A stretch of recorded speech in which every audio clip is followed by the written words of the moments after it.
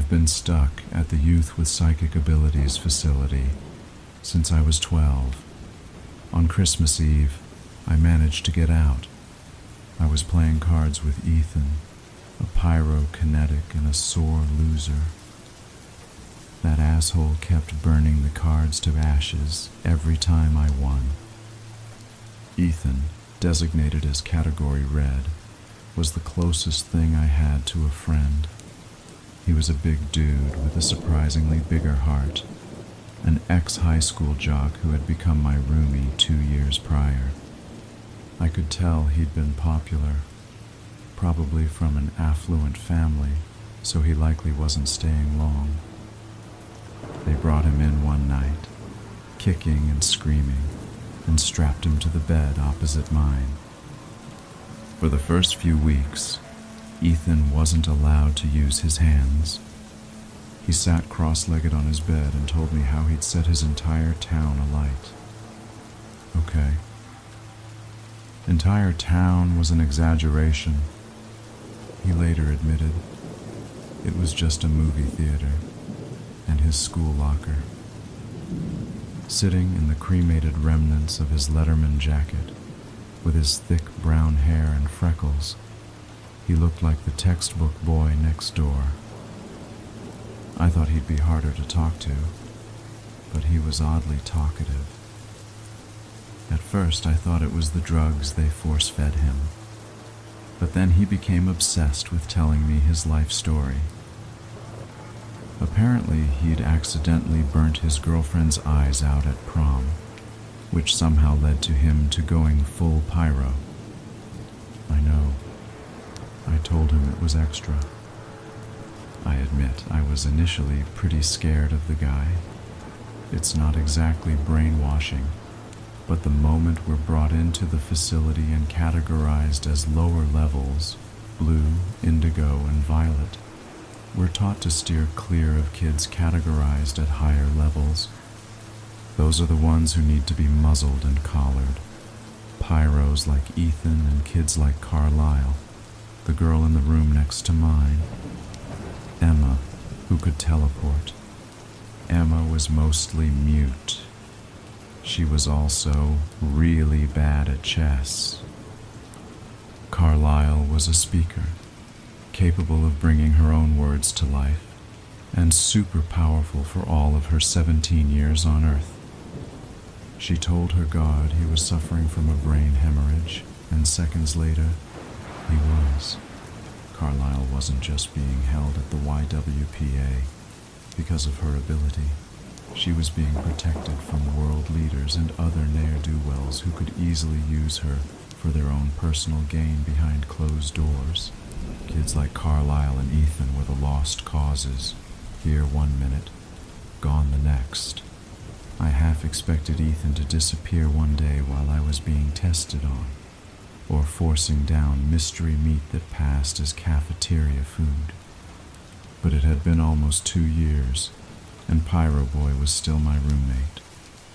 I was Category Blue, a high-level telekinetic, so it's not like we could relate to each other.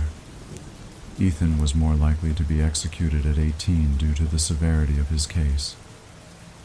But weirdly enough, I enjoyed his company.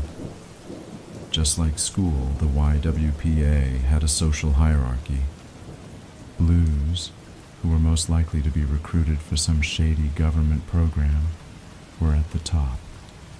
JJ and Alex, lower-level blues, had already invited me to join their little gang, but I wasn't interested in their weird obsession with becoming soldiers. I'd been brought in at 12. Those kids had been at the YWPA since birth, never seeing sunlight and being subtly conditioned to enjoy the idea of becoming mindless drones for some higher power. Those types of kids were noticeably more feral and animal-like, baring their teeth when guards grabbed them for daily testing. JJ was already giving me cult leader vibes. Instead of being scared of his ability, he embraced it. Meanwhile, I had a feeling the mandatory Friday classes for low-level blues were screwing with their brains, maybe even prepping them for recruitment. Luckily, I was able to avoid it. It wasn't easy at first. But the second I was dragged into a classroom-like setting with an ancient analog television at the front, I knew my fate. It was part of being recruited, after all. People in the real world weren't interested in non-compliant telekinetics. They wanted brainless shells. There was only one way of getting out of mandatory classes, which were either life lessons for the rare occasion that you would be released, or plain fucking brainwashing. I had no choice but to play the unhinged card, which was risky, and could either end with me getting executed or sent to therapy. So in the cafeteria, I staged a breakdown, pinning several kids to the ceiling. I was taken down almost immediately, of course, and thankfully, instead of military training in my schedule, I had psychokinetic therapy. So instead of being subjected to what I could only guess was some seriously messed up shit, judging by the rapid decline in the blues' humanity, I sat in a room with my personal therapist, who taught me how to manage my power and not abuse it. Speaking of the other blues, they started being more annoying than usual, sitting at their usual table embedded in a game of silent chess, which was chess, but nobody talked, and each member used their ability instead of their hands. This kind of information has been nailed into my brain since my imprisonment inside the YWPA, so I know the nitty-gritty of the category blue. When you're categorized as blue, you can either be a low level or a high level. Low levels can do simple telekinesis, which is moving or controlling an object or organic matter with their mind. High levels, however, can extend their ability to the brain. That's one of the reasons why blues are so popular in recruitment. Whereas low levels are wanted for their simple ability to move objects, high levels are in demand for their ability to control minds, like influencing or erasing memories, and in some cases, managing a complete takeover of the original organic personality. As a high level, I knew my day was coming sooner or later. I couldn't fully master what we called influence yet, but I did successfully manage to push my instructor to punch me in the face and then erase his memory of performing that action, which meant I was extremely close to being recategorized at a higher level, which meant reevaluation. It was Tuesday, which was a free day. Nepo babies were allowed monitored time with their parents, while the rest of us had to keep up appearances in front of the elites, pretending we were having the best time ever, and definitely weren't being prodded and tested on. I mean, if these people were as perceptive as they thought, they'd notice the bloodstains, right? The Velcro straps on every bed, the execution room, which was just one big industrial furnace. Every time someone was burned alive, the YWPA played Taylor Swift at full volume. When I was 13, I was being dragged back to my room in cuffs after standardized testing. I remember the right side of my body was numb and my nose was bleeding, beads of warm red dripping down my chin. It itched as it dried, but I couldn't do much about it. The drugs were already destabilizing my limbs, making it impossible to run, my vision swimming in and out of focus. All I could see were clinical white walls crashing into me like ocean waves. I wasn't expecting to hear Taylor Swift. I can't remember what song it was, just the same lyrics repeating as I was dragged down the hallway toward a bright orange blur. "Move," my guard ordered, shoving me forward. That song followed me all the way back to my room. When I was freed from my cuffs and shoved inside, I laid down and pretended I couldn't hear the agonizing screams from adjacent cells slicing through those lyrics. I had pretty much accepted my fate as either ending up in there, being fucking barbecued to an upbeat pop song, or joining my fellow blues as a military drone. I didn't even fucking dream of walking out of the YWPA on my own 2 feet, with my mind intact at least. Christmas in the YWPA was about as fun as you would expect. There was a single Christmas tree-themed sticker on the wall for a decoration, but I wasn't even sure if some kids even knew what Christmas was. Jessa, who was executed 3 days after her arrival, asked JJ if he wanted to do a secret Santa, and the boy looked at her like she was crazy. Jessa was another scary one, a category gray. Her ability was similar to a speaker, but on a mass scale, so you can imagine how fucking terrifying she was. But she didn't look scary, she looked harmless. Jessa was tiny with orange pigtails and a gentle smile. As cute and innocent as she looked, though, Jessa could obliterate our universe if she wanted to. She could also prevent war if she wanted to. The rumor mill churned, and I heard from an indigo that Jessa had snapped her own family out of existence. But Jessa used her power for small things. She wanted a puppy, and bam, there was one in her lap. She wanted a swimming pool, and suddenly, a whole new indoor pool hall just appeared at the end of the first floor. She was both a miracle and a curse, and I don't think the YWPA trusted her, and others were out there hunting her down.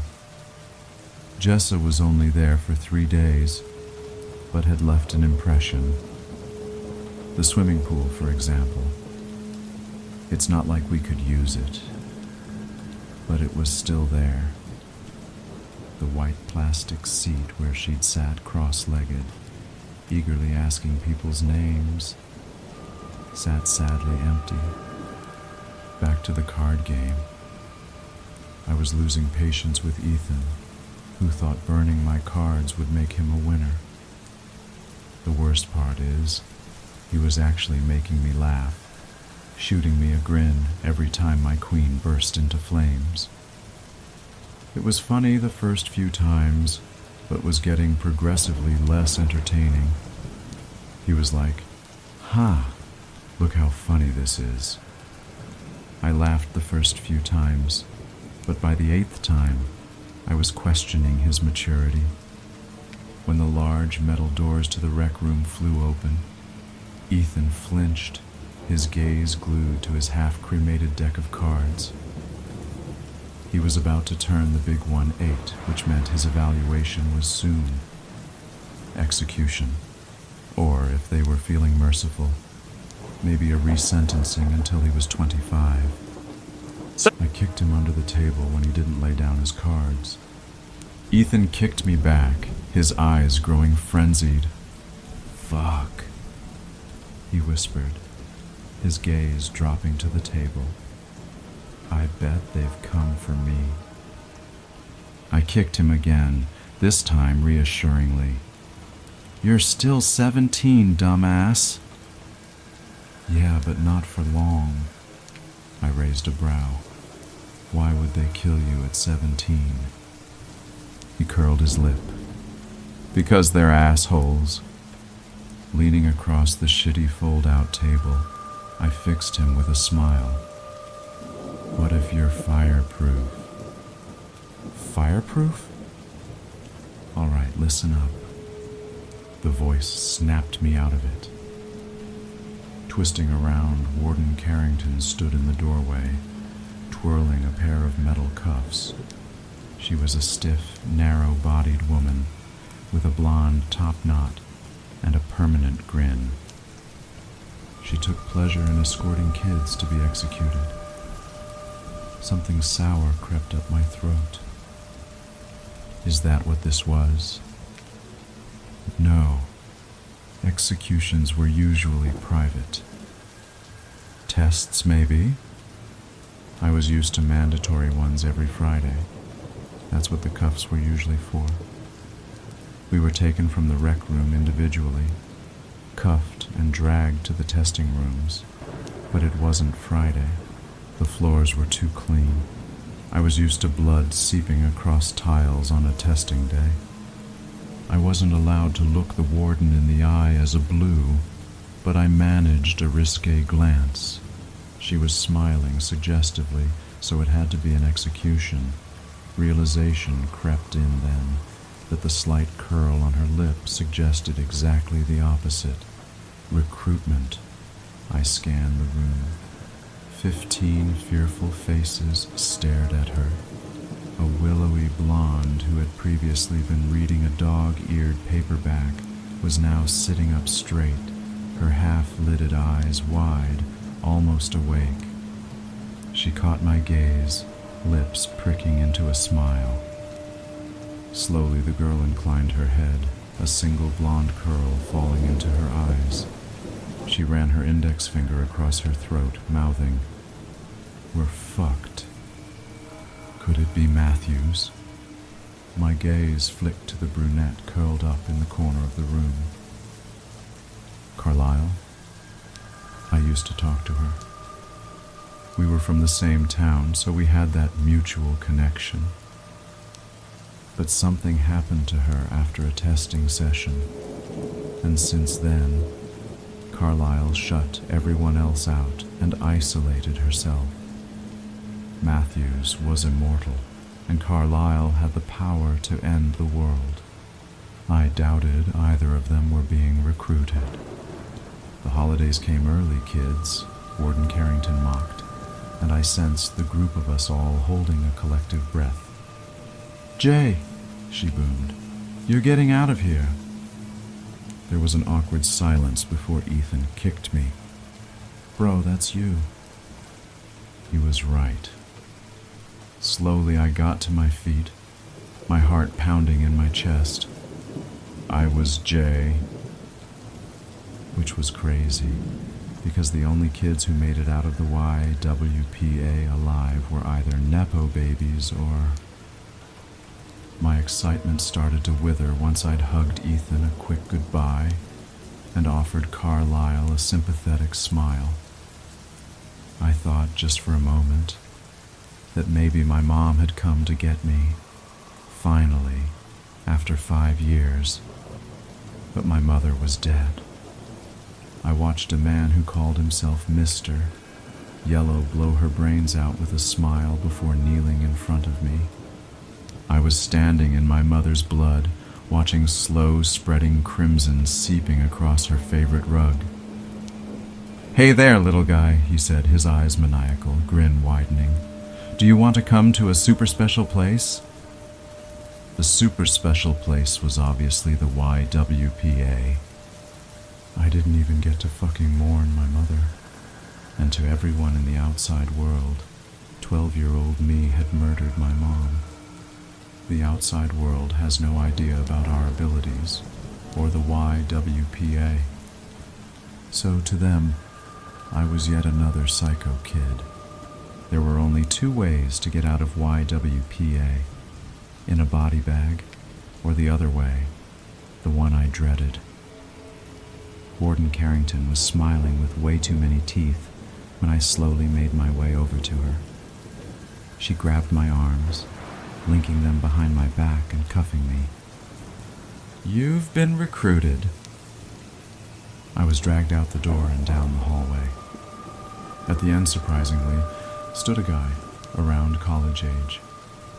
He was tall, a pair of Ray-Bans pinning back dark blonde hair, wearing a long trench coat that hung off his slim frame. In his hand was a small paper bag he was swinging excitedly. The closer I was getting, being unceremoniously pushed forward by the warden, the guy's swinging became more and more eager. I was convinced he was going to accidentally fling the bag in my face. I wasn't expecting to be recruited by a teenager resembling Sherlock Holmes. "Hi," he greeted me, genuinely excited to see me.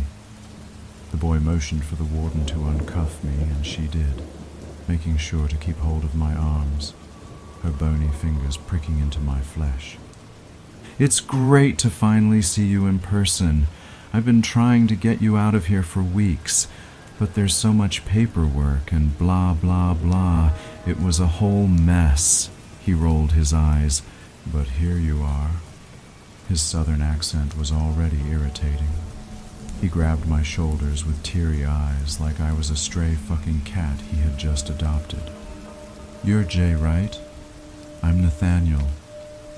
He held out the bag and I caught the unmistakable smell of fried food. "Do you want 5 guys?" Warden Carrington cleared her throat. "Not in here," she drawled. "The smell will wake up Will." Will was a higher level category yellow, a shifter, but I fully understood why. Werewolf. Apparently he'd been sacrificed during his frat's hazing ritual, gaining the ability to shift his flesh to a dog-like beast, as well as adapting a liking for human flesh. There were 2 incidents with Will, and both of them ended in him cannibalizing at least 3 inmates. Nathaniel looked intrigued, but he kept his mouth shut. I was handed a fresh set of clothes to change into before being shoved through the main doors. I couldn't believe I was actually breathing in real, ice-cold air. I could feel it tickling my cheeks, blowing my hair out of my eyes. In the real world, I stuck out like an anomaly in my clinical white shorts and tee. I was standing on concrete, uneven and gritty beneath my shitty Converse. Twisting around, I stared up at the YWPA, a looming glass building. We were in the middle of nowhere. I hadn't noticed on my way into YWPA because I was blindfolded. Nathaniel pointed across the parking lot. There was only one car, and it was his, an expensive, sleek-looking Range Rover. I tried to jump into the back, but he patted the passenger seat. Nathaniel slid into the driver's side. "So, there are, like, actual werewolves in that place?" I shot him a look, resisting the urge to roll my eyes. I didn't know why he was fascinated with werewolves when there were kids in there who could snap us out of existence if they were slightly annoyed. "Well, there's Will," I said, shrugging. "Then there's the leader of their pack." He looked intrigued. "So, these kids are like what? Original werewolves?" He snorted. "That's what was in the report." "Yeah," I said. "Will told me." His eyes widened. "Wait, so like real werewolves?" When I didn't reply, he blew a raspberry. "Damn! Keeping me on edge. I like it." Slipping onto the warm leather seats, my muscles started to relax. I was so used to the harsh, shitty plastic chairs in the YWPA rec room. And then there were the blood-stained metal gurneys I had to sit on during testing. But this was an actual seat. I had missed cars. I'd missed being able to sink into cushions, to relax. Nathaniel started the car, cranking up the radio. Taylor Swift. He shot me a grin, reaching into the back and grabbing the bag of 5 guys. "Hungry?" I was. I ate the burger in 2 bites and almost choked on the soda. "Dude," Nathaniel chuckled, side-eyeing me. "The food isn't going to run away." Asshole. I started inhaling the fries, ignoring his little jab. "I can understand, though." "Of course you're fucking hungry," Nathaniel said, his gaze flicking to the road ahead. I couldn't resist pressing my head against the window, slurping my Coke. The vivid red and orange blur of traffic flying past was making me car sick. I know what goes on inside that place, the inhumane shit they do to kids like you. Kids like me. I stopped chugging, a sour bite to my tone. He sighed. You know, that's not what I meant. Sure. I caught his expression darken significantly, his fingers tightening around the wheel. I'm sorry, Jay, he said, his tone cracking slightly. For what those assholes did to you. I fought to get you out of that place. He scoffed. They kept trying to shove another kid in my face, but I told them it was either you or I was out of there. Why me? I didn't turn around to look at him. My gaze stuck to blurry holiday lights flying past us. They were too bright in contrast to the darkening sky. Nathaniel didn't respond, cranking up the radio. I wasn't buying this guy's friendly act. I had a hard time believing his save the children bullshit. So, what do you need me for? I asked, making myself comfy, throwing my legs up on the dashboard. Construction? Did your cat get stuck up a tree? Nope. His lips curled into a smirk. Do you know what day it is? I gestured to an illuminated snowman outside. Easter. I deadpanned, and he broke into giggles. I'm sorry, how old are you? He spluttered. 17, I said. 18 in January. He snorted. I'm actually 16. You're not. I am.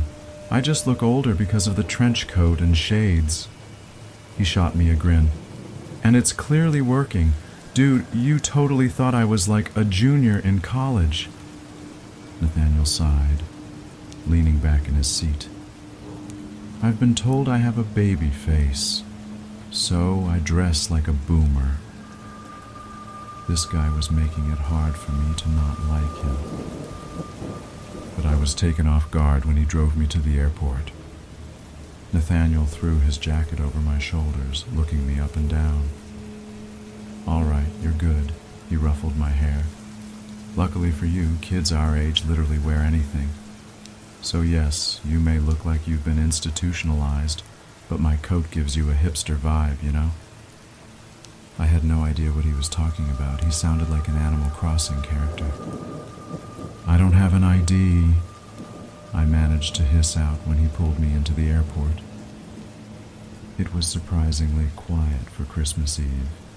I expected to be questioned about my lack of passport and identity, but Nathaniel, despite his age and lack of maturity, could easily pull me right through security with a flash of his badge. He gestured to a nearby coffee store, handing over way too many bills for a drink. Flat white and a bottle of water, he said hurriedly, swiping through his phone. Feel free to go crazy. Get as much as you want. I had almost $500 pressed into my palm, so yes, I went crazy. I almost turned and ran, taking the cash with me, but my mom was dead. There was no home to go back to. I bought a double chocolate brownie hot cocoa to go and turkey and stuffing sub, devouring both of them before I even left the store. Nathaniel was waiting for me. He sipped his flag white, leading me straight past the gate. When a guard stepped in front of us, he shot them a smile. It's cool, we're exceptions, he said. The guard paused before nodding and stepping aside. Have a good flight, boys. His lips broke out into a grin. Oh, and happy holidays. Nathaniel winked at the man, smirking. You too, Bobby. I couldn't resist opening my mouth. How did you... Nathaniel just grinned. I was expecting first-class seats, but instead I was ushered onto a private jet. So Nathaniel was rich. I had a bed as a seat. I slept for most of the flight, dreaming I was back in the YWPA, back on my blood-stained mattress counting ceiling tiles. So, how is it? Ethan loomed over me with his arms folded. The startling white of his shorts and tee made my eyes hurt. I didn't blink, stretching out my stiff legs. His voice was kind of muffled. It's okay, I guess, I said. I had 5 guys. Ethan pulled a face, tipping his head back. Ugh. Don't. I'm pretty sure they gave us recycled slop for dinner. I rolled onto my side. Was it the chef's special macaroni and cheese? I could. It was potent. Like Ethan curled his lip. Suffocating. They're trying to kill us with the food. Ethan jerked back. I nodded, enjoying my ex-roommate's company. Though I wasn't sure why he was pacing up and down, but my eyes were glued shut. The second I've built up this guy's trust, I knew exactly what it smelled like. I'll get you guys out of there. I didn't even remember getting off. I felt my heart squeeze. I woke up and I swallowed sour-tasting puke. In the back of an SUV. Before you turn 18, metallic ick. I'll get you out of there. I tried to move and I couldn't. Ethan frowned, leaning closer, his brows furrowed like bugs. I thought back to the water. I blinked rapidly. How it tasted like tiny, wiggling little furry bugs. Did you drug me? Dude, I managed to get out. I was pretty sure there weren't supposed to be 2 Ethans. I couldn't even panic. My body was paralyzed. The 2 Ethans leaned forward, my chest heaving, my heavy pants and thick leather seats were suffocating me. Nathaniel's laugh sounded like waves crashing into my skull.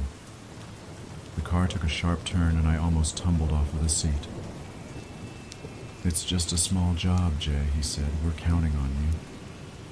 It took all my strength to drag myself to the window.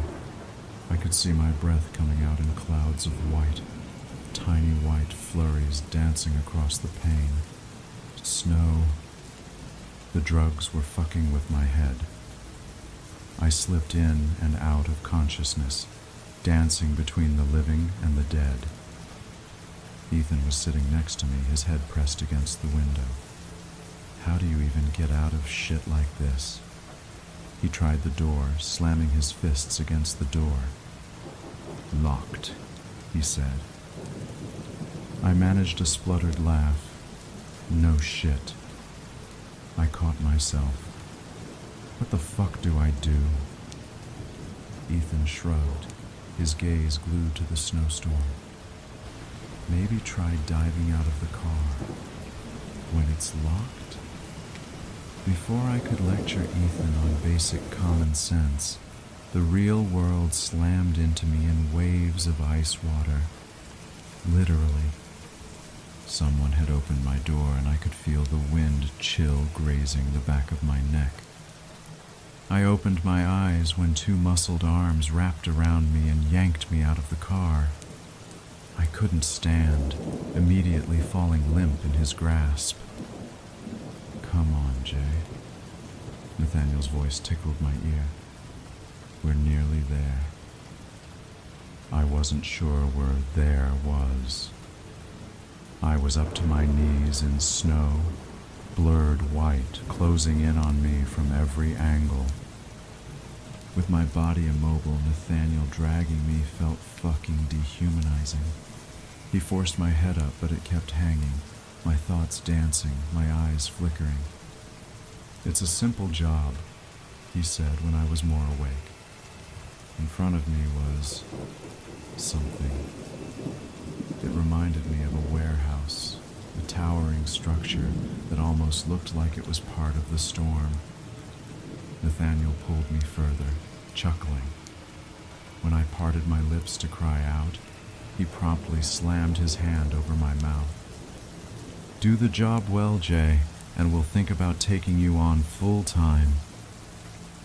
We reached a garage-like door, and with the click of a button, it was slowly gliding upwards. To my surprise, this place reminded me of a lounge.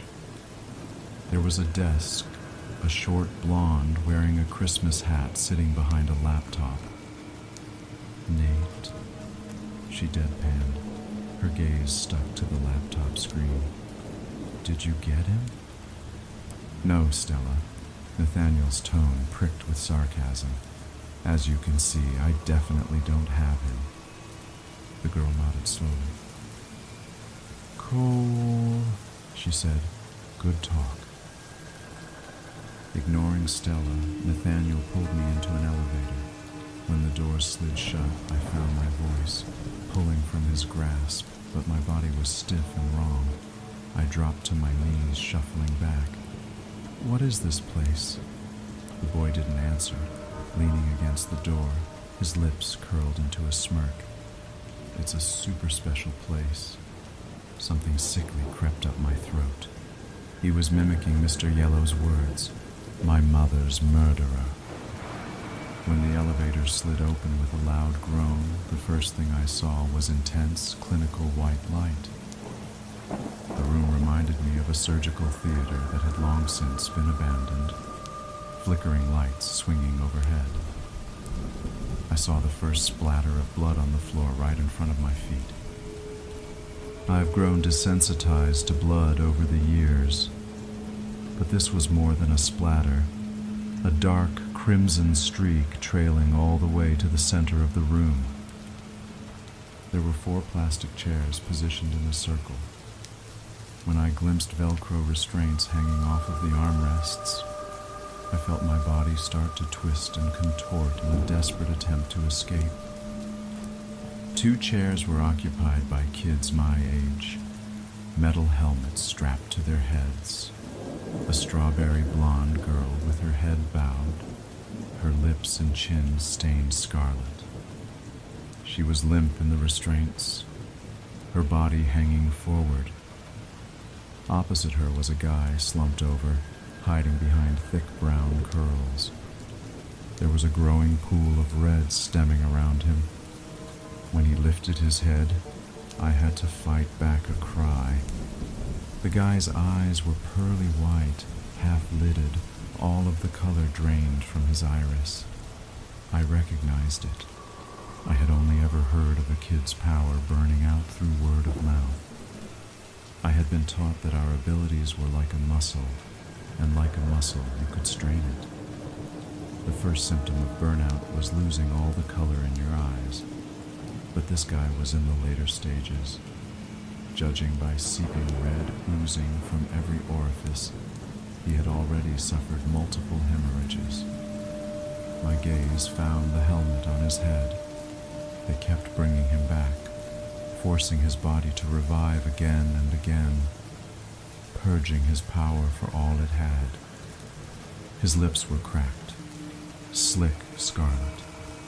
I couldn't tell what ability he possessed, or his level, just that he was suffering. You've got to be fucking kidding me, he sobbed. Lucas, it's Christmas, Nathaniel mockingly scolded. I told you about profanity. Go fuck yourself. Nathaniel forced me to stand. All right, introductions, he said cheerfully. Guys, this is Jay. The strawberry blonde jolted in her chair, but she couldn't lift her head. He's going to be helping us today. I cringed away when he patted me on the back. Jay, this is Luke and Tori, high-level blues, and my favorite little helpers. Nathaniel shoved me into a chair, a metal helmet forced onto my head. Nathaniel knelt in front of me, his eyes sparkling. Insanity, I thought dizzily. But there was something beyond that, a darkness shrouded in his eyes that he didn't want me to see. He pinned my wrists to the armrests, offering me a smile. Your job, he murmured in my ear. is my old job. He straightened up. You see, we kept failing. His expression twisted. Every fucking year we failed and more of us died. We couldn't do it. No matter how hard we tried, none of us were strong enough. I fought back, and with a simple twist of his wrist, my body was paralyzed. He was strong. I was the best we had. Nathaniel sighed. They took me from the YWPA in Vancouver. I was just a kid. 8, maybe. I was dragged inside this room, forced into one of these fucking chairs, and my brain was fried over and over again, until I was numb. He choked out a hysterical giggle. I stopped feeling pain around the 10th or 12th time those bastards brought me back. But it was okay, because I could do it. I was the only one who could fucking do it, so why not use me for all I had? Was he crying? Nathaniel swiped at his eyes with his sleeve, forcing a smile. Anyway, then the demand grew, and it was suddenly so much fucking harder to control or even lift off the ground. I was tortured in an attempt to strengthen my power, but I couldn't do it. I guess you could say I wasn't strong enough. Nathaniel's smile widened. But you guys are, he started to clap. So much stronger than me. I mean, you're amazing. Luke, who turned his family into his personal minions. You truly have a gift. I could hear the envy dripping from his tongue. The blonde let out a whimper, her bound hands jerking. His gaze found mine. Jay, he said, what you did to get yourself in the YWPA was quite remarkable. Honestly, I bow down to you. Please, Luke whispered, spitting blood on the floor. I can't do it. Well, guess what? It's your lucky day, Lucas, because you have helped me. Nathaniel danced over to him, patting his helmet. When the boy lunged at him, he spluttered. Ooh, bad dog. What did I fucking say about using your teeth? Lucas didn't respond, and I noticed the glint in Nathaniel's eyes. He wasn't just crazy. This asshole reveled in being in control. Sue, over the last few years, we've always focused on movement. He twisted around, winking at me. Now that, my fellow freaks, was a big mistake. A large wooden contraption was dragged in. Because why focus on movement? Nathaniel continued. When we have something even better? I recognized what it was. The holiday lights strung across the back seat. The back, filled with sacks overflowing with wrapped gifts and toys. But something told me this was a front for something far darker. Okay, Nathaniel shouted to someone above us. Let's do a test run, all right? Everyone in position? Nate. Tori's strangled cry sliced through the silence. She whipped her head back, her eyes rolling back to pearly whites. You're going to kill us. Ignoring her, he turned to me. How many people have you taken over, Jay? Nathaniel came closer, his eyes narrowing, lips curving into a spiteful smile. How many minds can you force yourself inside? His question sent prickles of ice slipping down my spine. I hadn't answered that question in a long time. I was too scared to. I don't know. I managed to get out. Aw, come on. Nathaniel cocked his head. Maybe 1 million? He wagged his brows. 2 million. I didn't mean to. The words were choking my throat before I could stop them. I didn't realize how right the chair felt, the restraints, until I was reminded that I really was a fucking monster. I was just a kid. Nathaniel's expression softened, his lip twisting. I know you were. he said. So was I when I told my pops to off himself. He frowned. Which begs the question, he hummed. You're a category blue at one of the highest levels, and yet the guys back at the YWPA decided not to toast you. It looked like he might continue before a yell cut him off. Nate, we're all ready! It sounded like Stella from upstairs. I just need your go-ahead. Nathaniel didn't respond for a moment. He slowly made his way over to me, fixing my helmet on my head and checking my restraints. I thought he was sympathetic, or maybe he was, in his own fucked up way. But then he was running his hands through my hair, grabbing a fistful, and forcing me to look at him. His eyes terrified me, not because of his ability or his descent into madness, but because somewhere, deep down, twisted and traumatized eyes filled with agony, I think part of him didn't even want to do this. What you did, Jay, he whispered, 15 years ago. I want you to do it again. Turning to the others, the boy grinned. How many children are on the planet? How many of them believe in the big guy? I didn't notice it at first. The pain. It was numb first, dull, like a phantom nothing dancing across my skull. It was like being hit by lightning an infinite number of times. Each one hit the back of my head, burning a hole inside it. I didn't realize I was screaming, crying, choking on my blood, begging for mercy. When I was a kid, it almost felt like drowning. I didn't feel pain, instead, a stark numbness taking hold of me, and the crushing weight of names, wishes, memories, thoughts, bleeding inside me. Back then I barely grazed their minds. Then I let go, plunging down, and awakening in my mother's arms. This time I found each and every one, ones that had grown up with me, and ones that were much younger, entangling myself with them.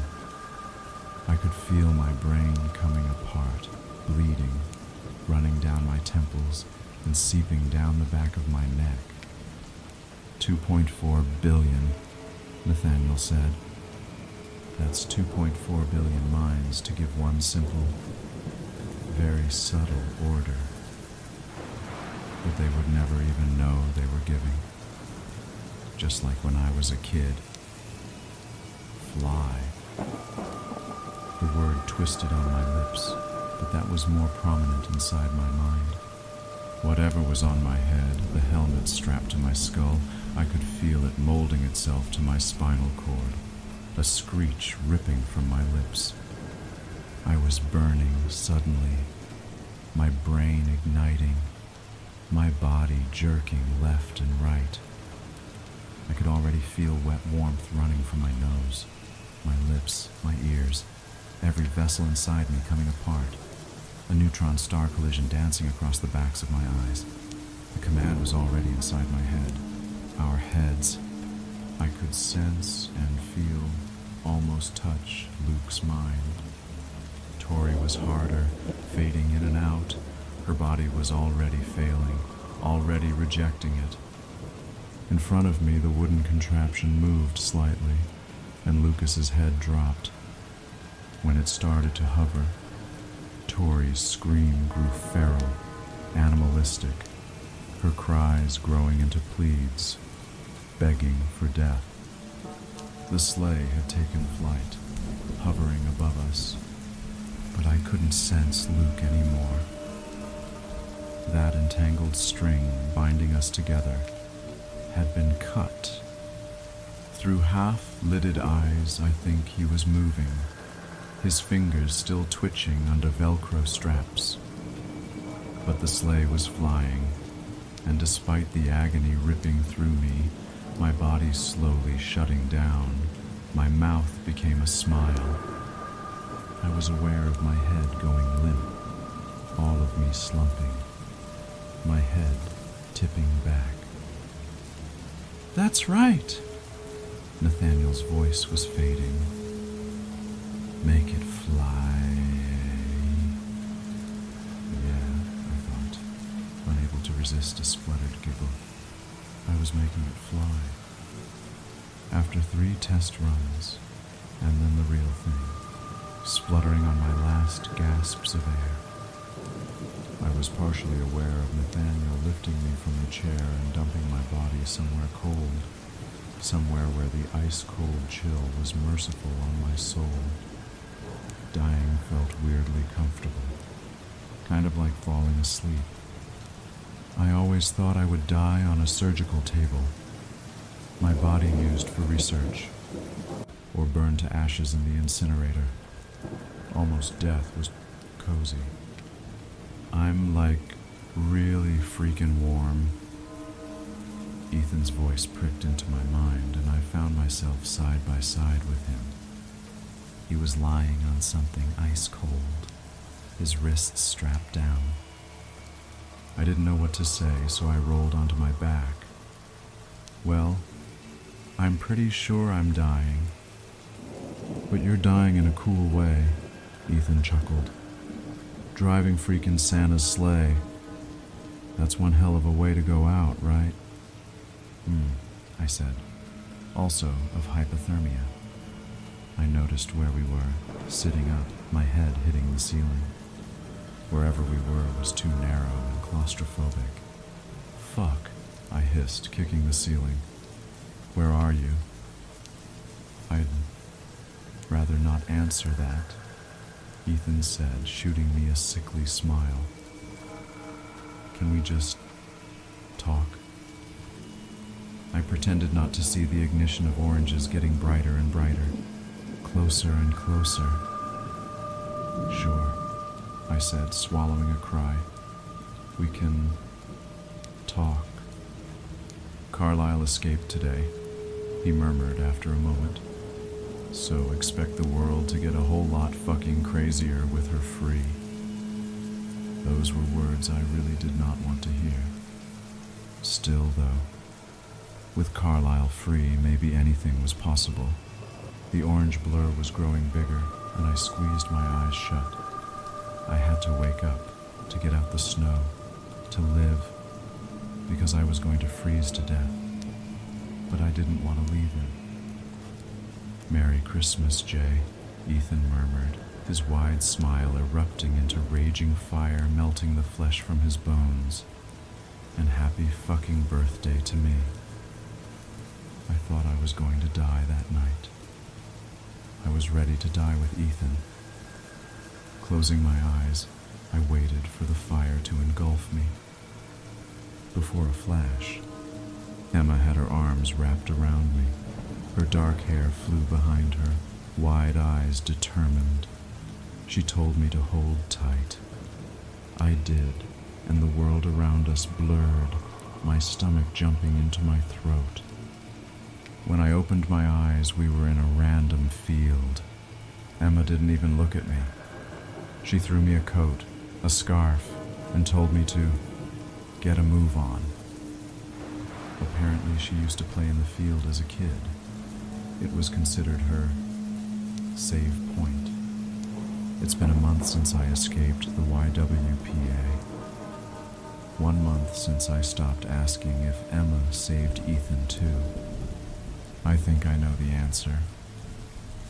I saw a helicopter yesterday, unmarked, which means they're coming after us.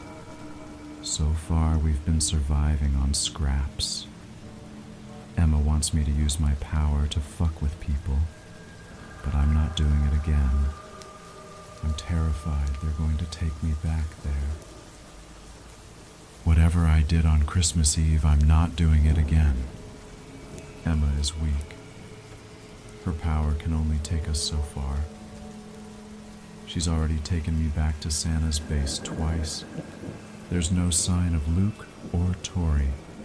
which means they've either been disposed of or are being used. According to sources at the YWPA, Ethan died on Christmas Eve. He was executed, but there's no trace of him, no ashes. This keeps me up all night because I saw him break apart. I saw his skin drip from his bones. I fucking saw Ethan die. So, if he's not dead, what happened to him?